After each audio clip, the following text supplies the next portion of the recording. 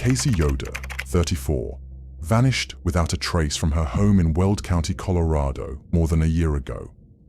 Despite numerous tips and an ongoing investigation, very little progress has been made in uncovering what truly happened to her. Kaysey was a devoted mother, living with her partner, Evan, and their children in a small community a few miles east of Eaton, Colorado. She was especially dedicated to caring for her eldest son, who had a disability. To better provide for him, she was working toward obtaining a caregiver's license, which would allow her to receive financial assistance for his care. She was just one test away from completing this process when she mysteriously disappeared. In the months before she went missing, Kaysey seemed to be in good spirits.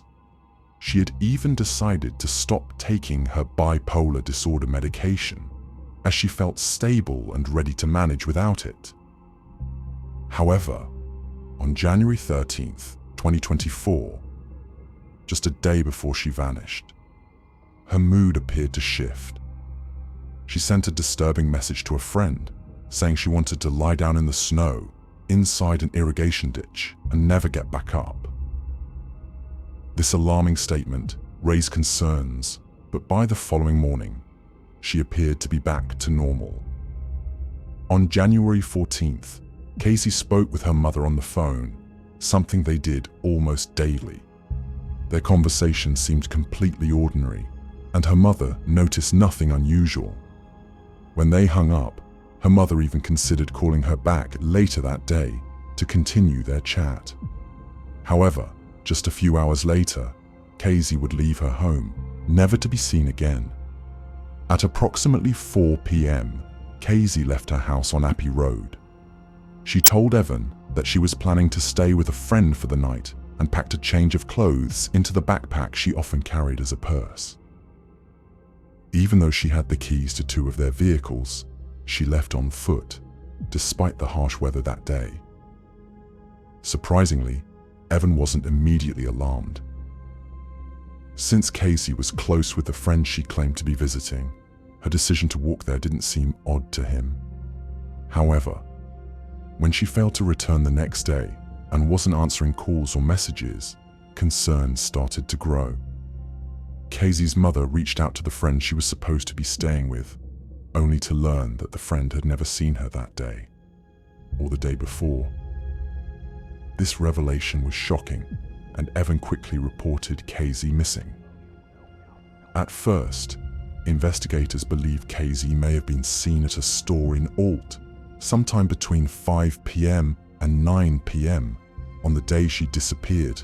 However, this supposed sighting was never confirmed and was later left out of official reports. A key clue was discovered not far from her home: her backpack. Inside, investigators found a pair of pants and her son's cell phone, but Kaysey's phone was missing. This missing device could be crucial in solving the mystery, as it might contain location data revealing which direction she went or if she got into a vehicle. Unfortunately, because her case isn't classified as a crime, police haven't been able to access her phone's location records. While law enforcement doesn't suspect foul play, Kaysey's family and friends strongly disagree. They can't believe she would willingly abandon her children for this long, especially considering how deeply she cared for them. Her loved ones feel that someone knows what happened, but has yet to come forward. Adding to their distress, scammers have targeted Kaysey's family, pretending to be her and demanding money to come home. This cruel deception has only made the situation even more painful for those who miss her. So far, authorities have received around 50 tips, but none have led to any breakthroughs. If you have any information about Kaysey Yoder's disappearance, please contact the Weld County Sheriff's Office at 970-356-4015. Even the smallest detail could help bring answers and closure to her family. For the past 5 months, the 3 children of 31-year-old Cindy Gausline have been left wondering what happened to their mother. Cindy disappeared under mysterious circumstances in September 2024, leaving behind her family, her home, and all of her belongings. Since that day, there have been no clear answers, and the investigation has made little progress. Cindy lived in an apartment in southeast San Antonio, and it had been a difficult year for her. Over the summer, she was struck by a truck, an accident that ultimately cost her her job. Despite this hardship, those closest to her never noticed any unusual behavior or signs that something was wrong. In fact, on the day she went missing, she seemed to be in a good mood. On the afternoon of September 15th, Cindy left her apartment for what would be the last time. She was dressed in a black dress and high-top sneakers, laughing and smiling as she walked out the door. Before leaving, she reassured her daughter that she would be back within a few hours, or by the following morning at the latest. A few hours later, Cindy's daughter received an unexpected voice call through Facebook Messenger. On the other end of the line was her mother, but something about the call felt off. Cindy sounded frightened. She told her daughter that something was going on and that she needed to tell her something important. But before she could say anything more, the call suddenly disconnected. That was the last time anyone heard from her. As Cindy's family began searching for her, they couldn't shake the feeling that something was very wrong. Her disappearance was completely out of character. Cindy didn't drive, so she had left on foot, and no one knew where she was going or who she was with that night. Normally, she was careful about letting a family member or close friend know her plans, which made this unannounced trip all the more concerning. Even stranger was the fact that Cindy had left all of her belongings behind, including her phone. This meant that when she made that alarming call, she had used someone else's device. But whose phone was it? And why had she been so afraid? These unanswered questions made the search for Cindy even more difficult. In the days following her disappearance, Cindy's loved ones did everything they could to locate her. They distributed missing person flyers throughout her apartment complex, hoping someone had seen or heard something. But their efforts didn't bring any new leads. It was as if she had simply vanished without a trace. Law enforcement classified Cindy as an endangered missing person, but they never explained why she received that designation. Since then, there have been no major updates in the investigation. Cindy's family and friends remain just as desperate for answers as they were the night she went missing. They strongly believe that someone out there knows what happened and are pleading for anyone with information to come forward. If you know anything about Cindy Gausline's disappearance, please contact the San Antonio Police Department's Missing Person Unit at 210-207-7660. Any piece of information, no matter how small, could help bring her home. A talented tattoo artist, Lawrence Hammett, has been missing since June 24, 2023, and despite ongoing efforts, his case remains unsolved. Investigators are still searching for answers, hoping that someone will come forward with information that could help locate him. At the time of his disappearance, Lawrence was living in Montrose, Colorado, though he frequently traveled to Durango, where he worked and had many acquaintances. Durango was the last place he was seen before he vanished. According to his family, Lawrence did not have a permanent address when he went missing, and he had been battling substance abuse for some time. It was not uncommon for him to go off the radar for weeks, only to later reconnect with his loved ones. However, since June 24, 2023, he has not reached out to anyone, a troubling sign that something may have gone wrong. Just one day before he vanished, Lawrence called his sister and they had a conversation. She later recalled that, during their talk, he sounded completely normal and showed no signs of distress. At the time, he was receiving treatment for addiction at Montrose Regional Health, and it seemed like he was taking steps toward recovery.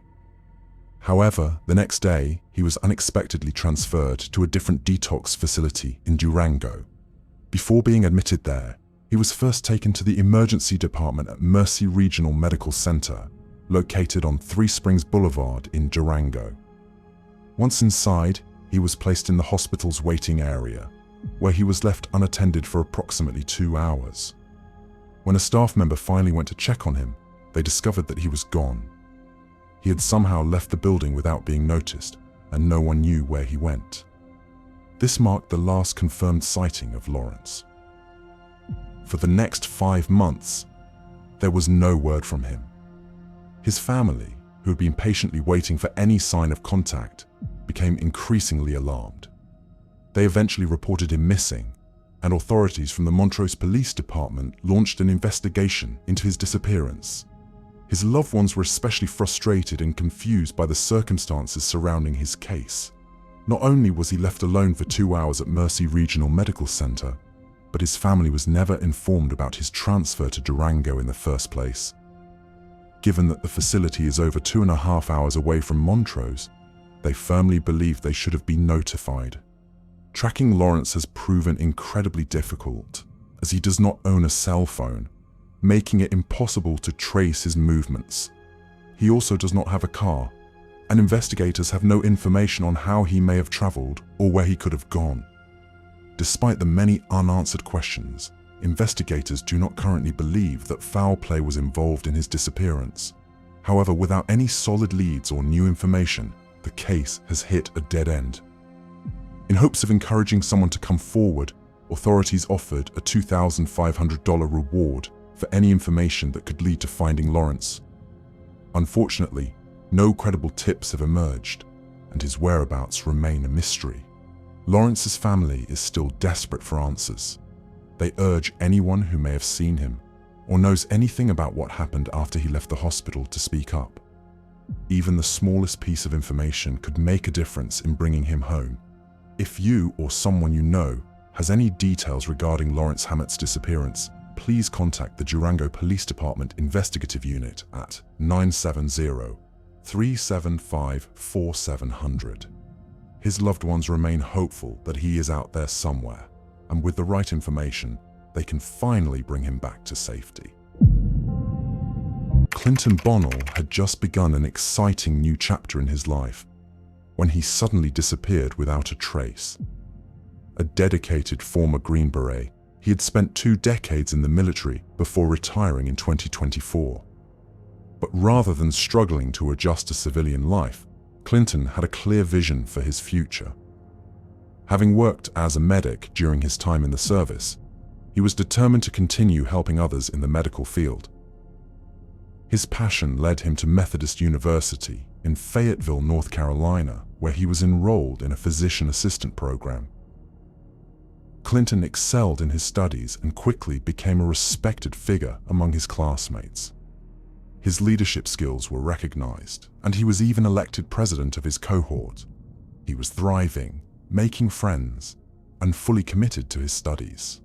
By January 2025, Clinton was deep into exam season, preparing for both written tests and lab assessments. On the afternoon of January 27th, he reported to his job at the Fit for Life gym, located near the university. After finishing work, he is believed to have gone back to the university to continue studying until around 7 p.m. From there, he drove home to Butler Nursery Road, a rural area about 30 minutes away. The last known contact with Clinton was a simple text message he sent to a friend confirming that he had just arrived home. After that, all communication stopped, and he was never heard from again. Clinton's sudden absence raised immediate concerns.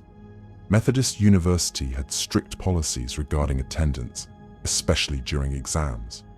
Multiple unexcused absences could lead to expulsion, making it incredibly unusual for Clinton to miss classes without notifying anyone. When he failed to show up for 2 consecutive days, the university took action. Concerned for his well-being, they requested a welfare check at his home. When authorities arrived, they found Clinton's car parked outside, but there was no sign of him anywhere. They visited his home 4 times, yet each time, there was no trace of the missing veteran. His family was notified when his wife reached out to Clinton's sister, asking if she had heard from him. As more time passed, the worry only deepened. Nearly a month has gone by, and Clinton remains missing, with very few leads in the case. His family is at a loss, unable to think of why he would choose to disappear. He has a daughter, and those who know him best insist he would never willingly abandon her. His sister firmly believes that whatever happened to Clinton was not by choice. Adding to the mystery, Clinton was highly trained in self-defense. With his extensive military background, he was more than capable of protecting himself if he encountered danger. Yet despite his skills, he vanished, without any apparent struggle or clues left behind. Authorities are still trying to piece together what could have happened that night. Clinton's home is in a wooded area near Rockfish Creek, and there is speculation that if he decided to go for a late-night jog or walk, he may have encountered trouble in the secluded surroundings. But without any evidence, his loved ones fear that something more sinister could be at play. The search for answers continues, and Clinton's family pleads for anyone with information to come forward. If you know anything about his disappearance, please contact Detective Sergeant J. McLeod with the Cumberland County Sheriff's Office at 910-6775-548. Any detail, no matter how small, could help bring Clinton home. On August 14, 2024, Denia Stewart watched her daughter, Queen Destiny Taylor, leave for work, completely unaware that it would be the last time she would see her. Destiny never returned home that night, and the strange circumstances surrounding her disappearance have left her family fearing the worst. Destiny lived with her mother and 2 young sons in Gainesville, Virginia. Though she had faced mental health struggles in the past, her mother believed she was doing well at the time. She had recently started a new job at Buffalo Wild Wings in Gainesville, taking an Uber that morning to begin her shift. Everything seemed normal until that night. When Destiny didn't come home after work, her mother wasn't immediately concerned. But at around 9:30 p.m., she received a call from her daughter. Destiny told her she had gone out with friends, but was now on her way home. Just 30 minutes later, another call came in. This time, the situation had changed. Destiny explained that she had been in a car accident and was now stranded at Manassas Mall, about 20 minutes from Gainesville. Though shaken, she didn't seem injured. Her mother, worried but relieved she was safe, sent Destiny's brother to pick her up. But before he could reach her, Denia received yet another call from Destiny, this time from an unknown number. Destiny said she and a friend had taken an Uber to the friend's aunt's house. She had lost her phone, possibly in the Uber, but was going to search the house in case she had misplaced it there.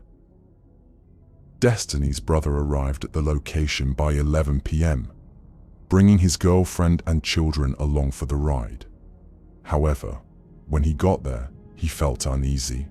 Something about the area seemed unsafe, and he didn't want to wait too long. He called his mother, explaining the situation. Denia told Destiny that her brother was there, but Destiny was still inside, searching for her phone.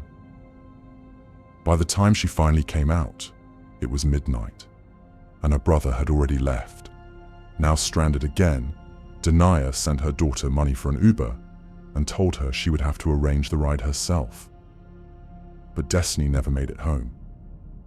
The next morning, Destiny was still missing. But instead of hearing from her directly, her twin sister Diamond received a strange message on Instagram. The message didn't come from Destiny's own account, but it appeared to be written by her. It simply said that she wasn't coming home. She was going to get better.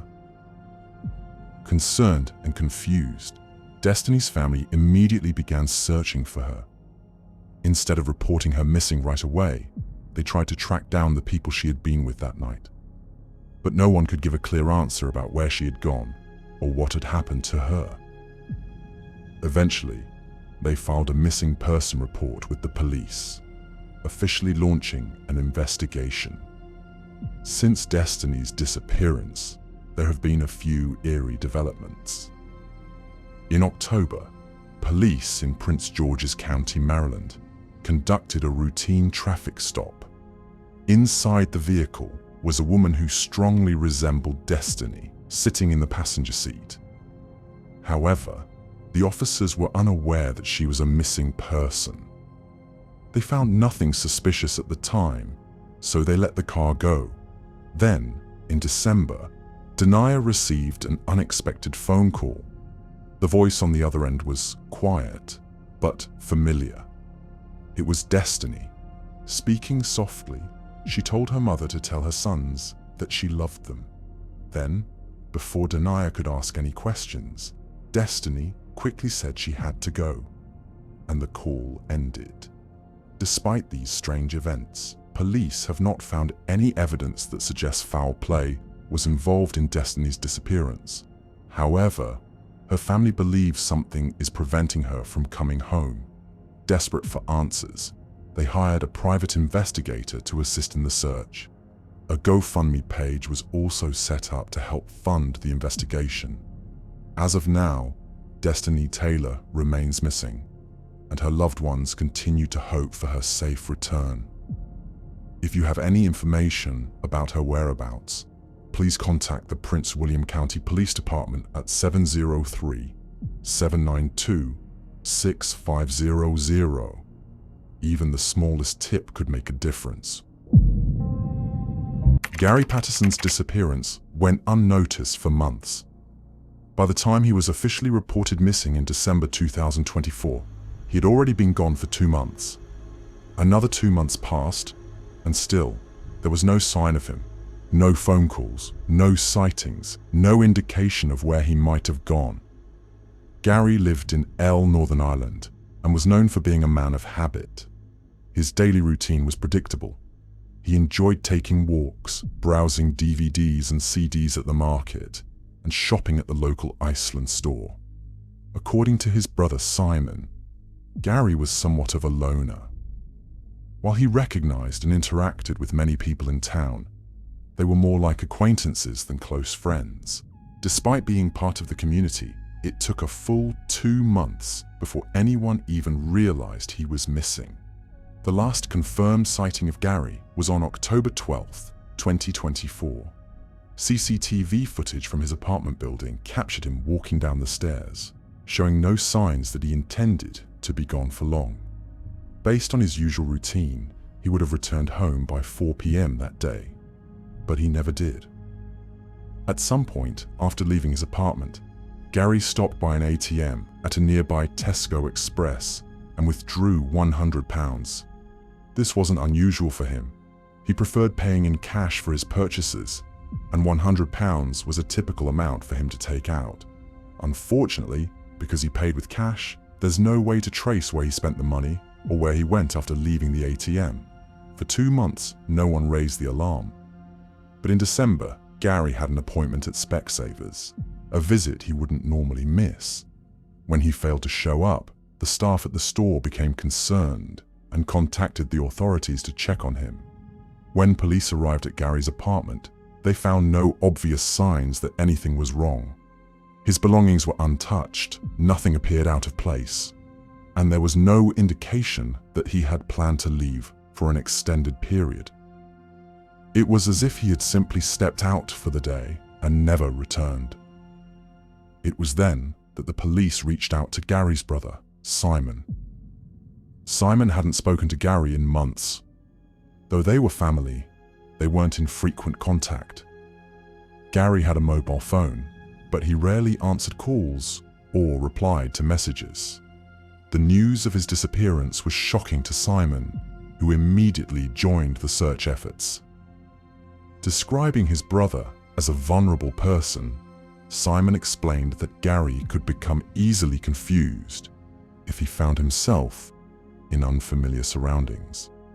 He feared that someone might have taken advantage of his trusting nature and lured him away. Despite the ongoing investigation, no evidence has surfaced to suggest foul play. Nothing in Gary's apartment points to him making plans to leave, and there were no digital communications, no texts, emails, or calls indicating he had arranged to go anywhere. However, investigators haven't ruled out the possibility that Gary may have discussed his plans in person with someone.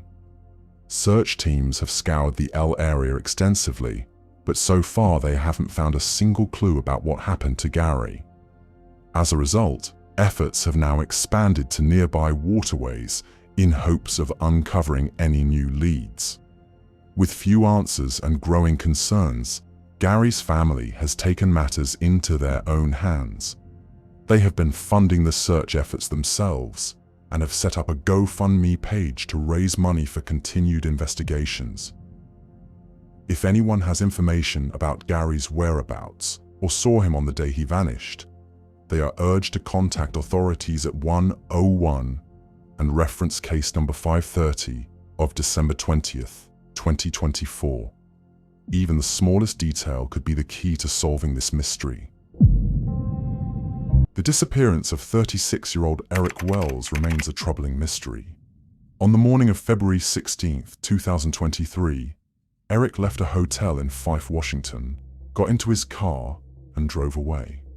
That was the last time anyone saw or heard from him. Since then, he has been completely missing, leaving his family and friends desperate for answers. Eric was originally from Tacoma, Washington, but had recently moved to the greater Yelm area before he vanished. He had settled in well, and there was nothing to suggest that he planned to leave or disappear on his own. On the day he went missing, he was driving a white Mercedes-Benz CLS 650, and investigators confirmed that he had planned to meet someone in McKenna that morning. However, while on his way there, he suffered a flat tire, and shortly after that, he went silent. His family quickly grew concerned when they could no longer reach him. His cell phone was turned off later that same day, and it was later found abandoned in McKenna. However, there was no trace of Eric anywhere near where the phone was discovered. Investigators checked his social media accounts, but there had been no activity since the day he disappeared, which raised even more red flags. Authorities strongly suspect that something may have happened to Eric after his car broke down, but with no physical evidence, they can only speculate. His friends told police that he had planned to return later that day to replace the flat tire, but he never showed up. This has led to theories that someone may have approached him, possibly offering help, but may have had other intentions. While this remains just a theory, it is one of the strongest leads in his case. Eric was known to occasionally use aliases, including Earl DS, Jonathan Granger, or simply E. Despite thorough efforts, his car has never been found, and without it, investigators have very few clues about what happened to him after he left Fife. As time passed, the case grew colder, but Eric's loved ones have never stopped searching. A $10,000 reward was offered to anyone who could provide information leading to answers. But so far, no solid leads have emerged. Investigators have interviewed more than 40 people, yet no one seems to know what became of him or where he might be. Desperate for answers, his family has taken extraordinary steps to find him. They have searched homeless camps, contacted police departments in different areas, and checked shelters in case he was seeking help. They even hired a plane to search nearby bodies of water for his car, but nothing has turned up. Despite their exhaustive efforts, Eric remains missing.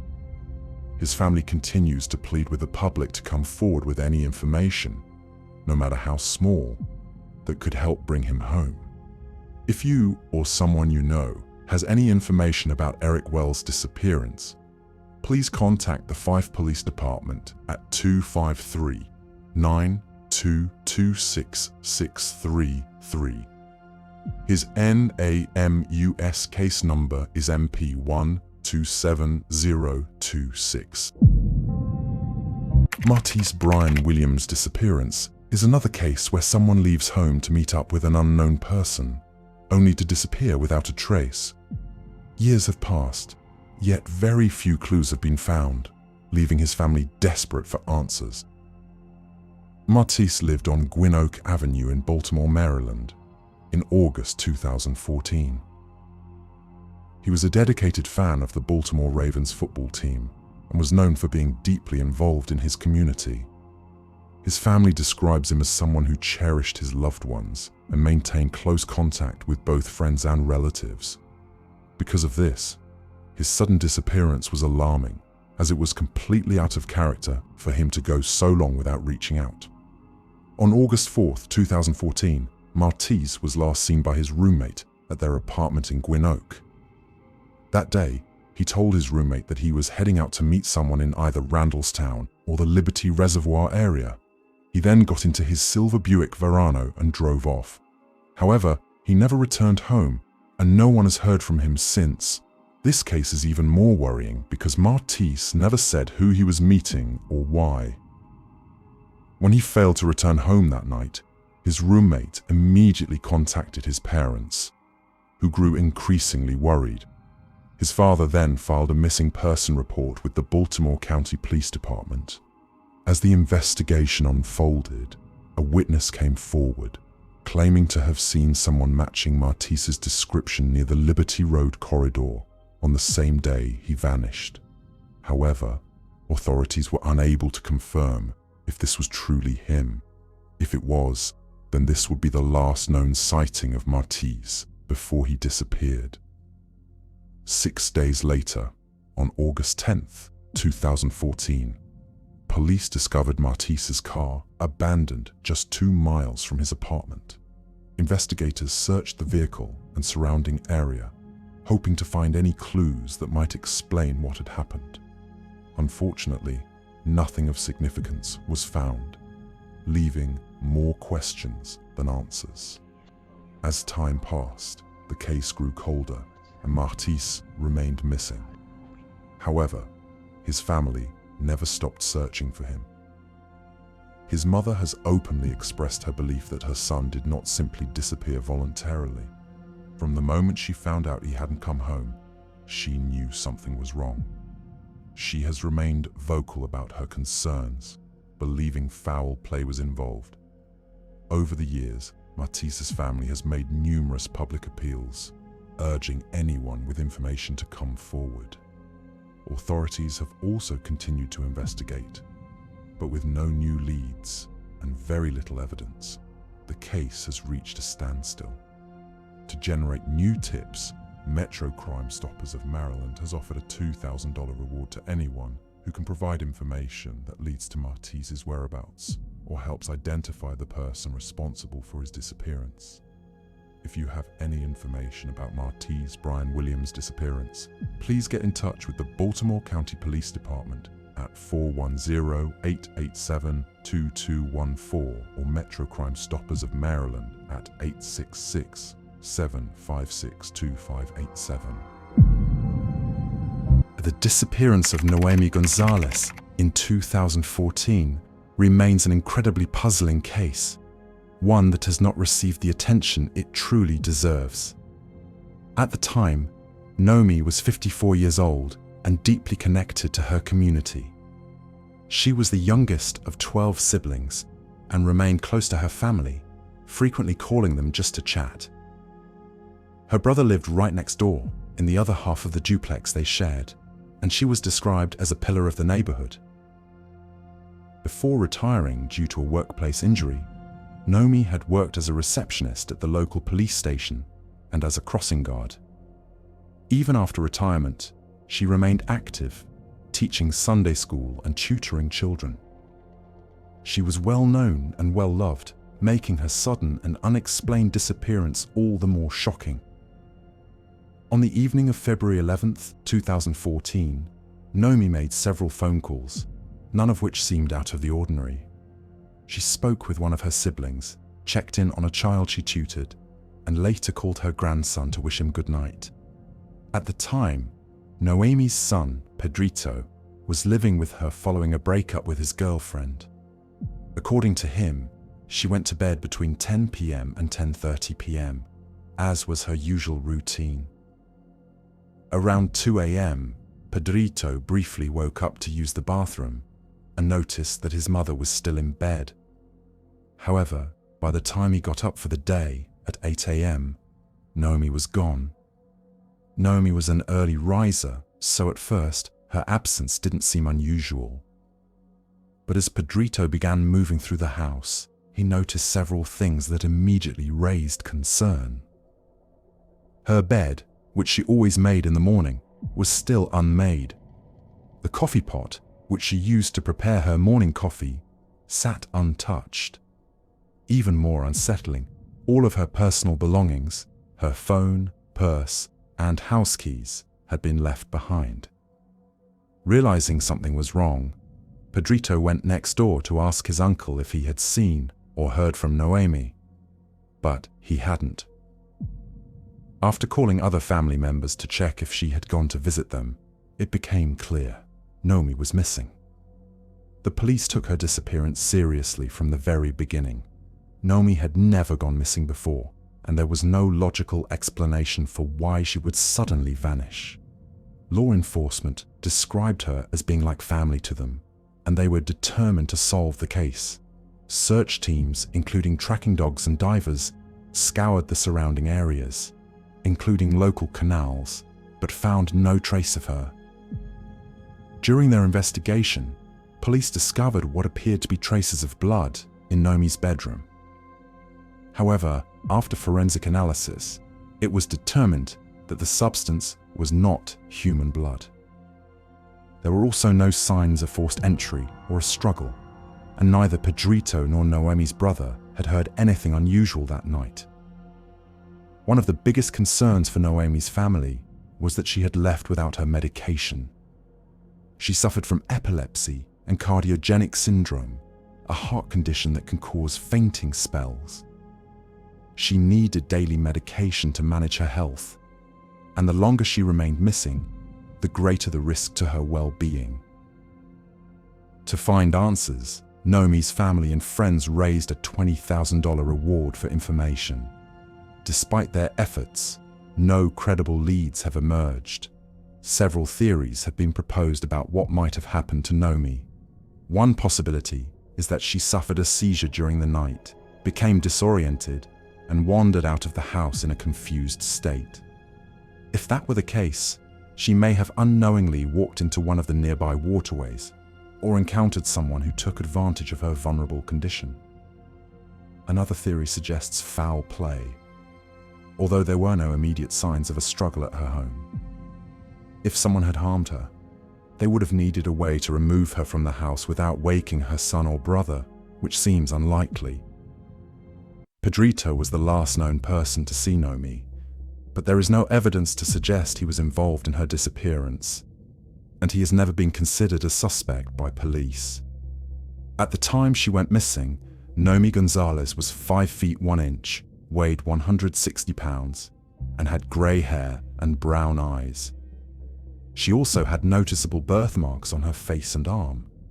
Anyone with information about her case is urged to contact the North Miami Police Department at 305-4718-477.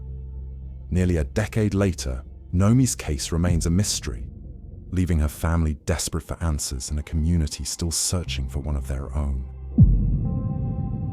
Michael Patrick Shaw was working as a teacher in Indonesia when, in December 2011, he met a woman named Atin. Their relationship quickly blossomed, and before long, they were married. Over the years, they built a life together, welcoming 4 children and raising them in Indonesia. In 2019, the family relocated to Myanmar. The following year, they moved to the United States, settling in Washburn, Maine. For a while, their life there seemed peaceful, but that changed on September 8th, 2021. Atin, who was 33 years old at the time, suffered from a condition that sometimes caused her to have intense emotional outbursts.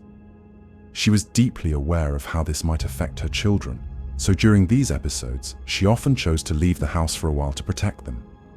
During one such episode, she posted pictures of herself in Bali, looking relaxed, and remained active on social media.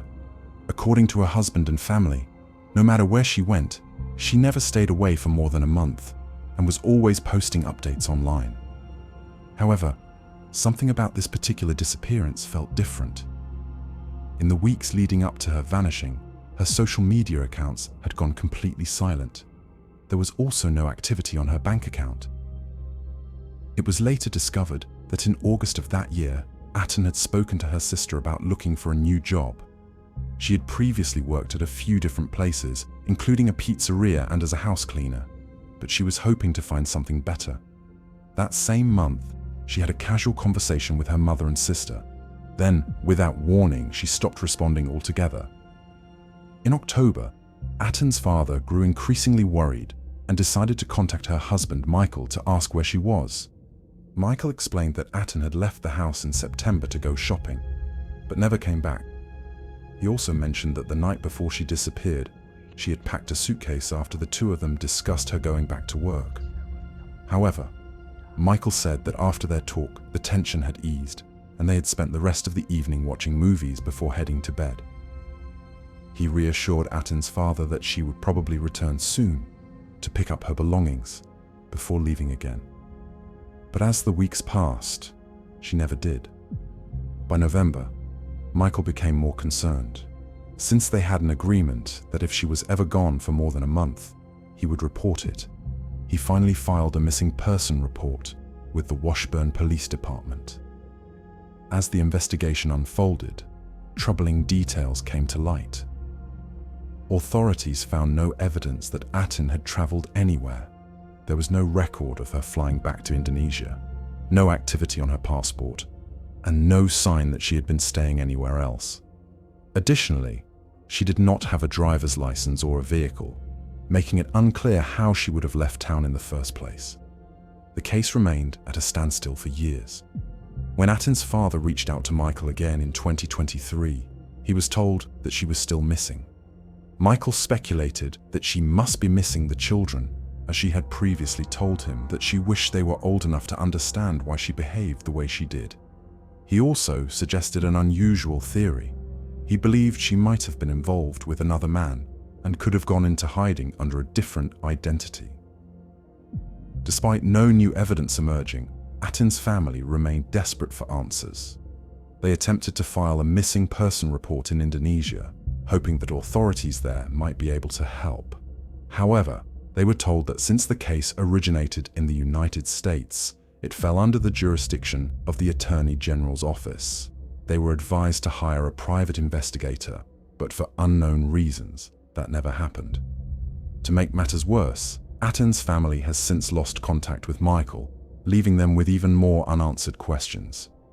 In 2024, a renewed interest in the case led evidence response technicians and detectives from the Major Crimes Unit to search the Shaw family's residence.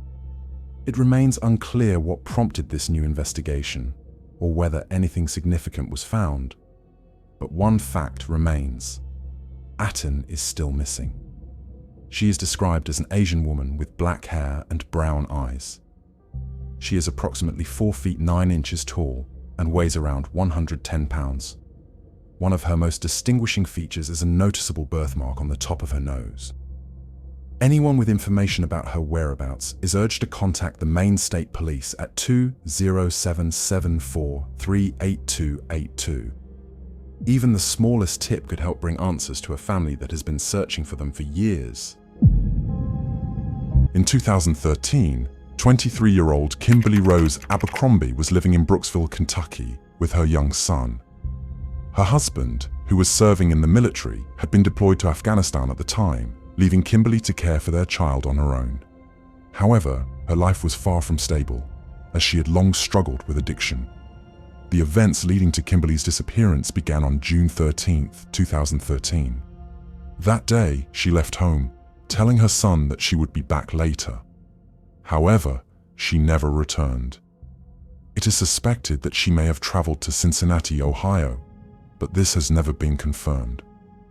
As the hours passed with no sign of Kimberly, her young son grew worried. Eventually, he reached out to his grandmother, asking if anyone had heard from his mother. When the family realized that no one had been in contact with her, panic set in. They feared something terrible had happened and immediately reported her missing to the Kentucky State Police.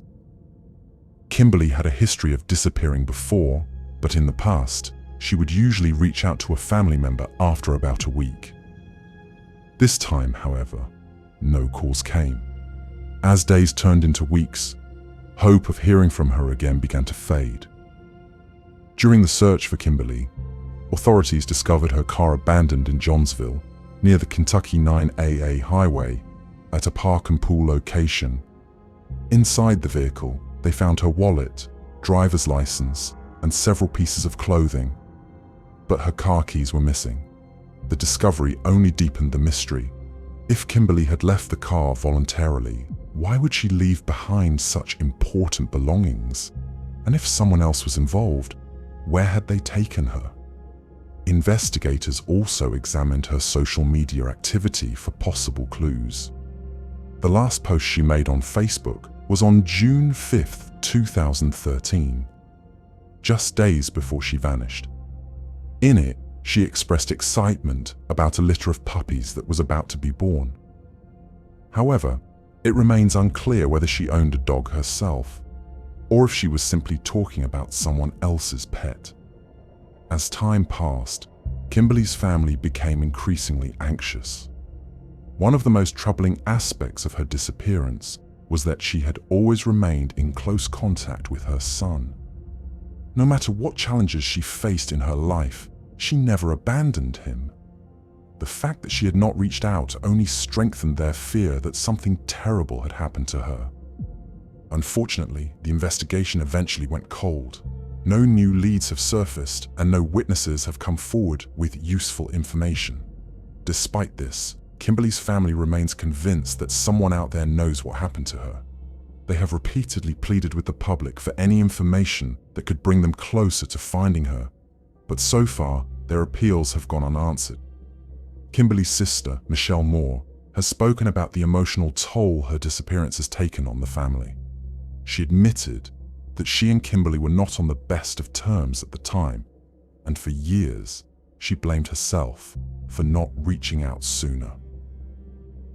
Over time, she has come to accept that whatever happened to Kimberly was beyond her control, but that has not made the loss any easier to bear. Investigators share the family's concerns and have openly stated that they suspect foul play was involved. However, without more evidence or witnesses willing to come forward, they have been unable to identify a suspect or determine exactly what happened. Kimberly's loved ones refuse to give up hope. They continue to search for answers, desperate for any piece of information that might bring them closure. If you, or anyone you know, has any details about Kimberly's whereabouts, or what happened in the days leading up to her disappearance, please contact the Kentucky State Police at 859-428-1212. Kimberly is also listed in the National Missing and Unidentified Persons System, name use, under case number MP-20765. Even the smallest detail could help bring her family the answers they have been waiting for.